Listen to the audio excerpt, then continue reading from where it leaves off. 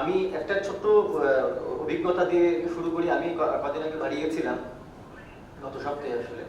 তো সেখানে উত্তরবঙ্গের একটা উপজেলা শহর, স্থানীয় মানুষজনের সঙ্গে কথা হচ্ছিল যে নির্বাচনে যাওয়া, নির্বাচনে কাকে ভোট দেওয়া বা ইত্যাদি বিষয়গুলো নিয়ে।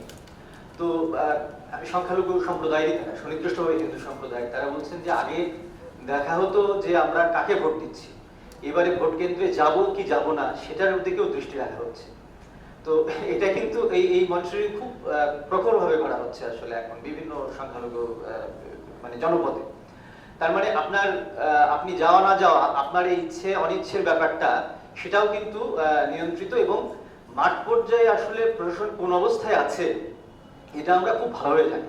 গণমাধ্যমের পরিপ্রেক্ষিতটা কথা বলি যে একটা বাস্তবতা এটা হচ্ছে যে বাংলাদেশে যখনই সংখ্যালঘু বা সুনির্দিষ্টভাবে আমি হিন্দু সম্প্রদায়ের কথা বলি, সেই সম্প্রদায়ের কোন অধিকার প্রশ্নে যখন আপনি কথা বলেন তখন আপনি ভারতীয় হয়ে যাচ্ছেন, এবং তখন আওয়ামী লীগ হয়ে যাচ্ছে। মানে আওয়ামী লীগ, ভারতীয় এবং হিন্দুত্ব এই তিনটাকে কিন্তু সমান্তরাল হয়ে দেখা হয়, আপনি মানেন বা না মানেন, এটা বাস্তবতা। এবং এটাও বাস্তবতা যে বাংলাদেশে একটি রাজনৈতিক দল এখনো পর্যন্ত আমার মনে হয় সংখ্যালঘুরা তাদেরকে আস্থার একটা রাজনৈতিক দল হিসেবে প্রতিষ্ঠিত করতে পেরেছে, বাকি রাজনৈতিক দলগুলো পারেনি।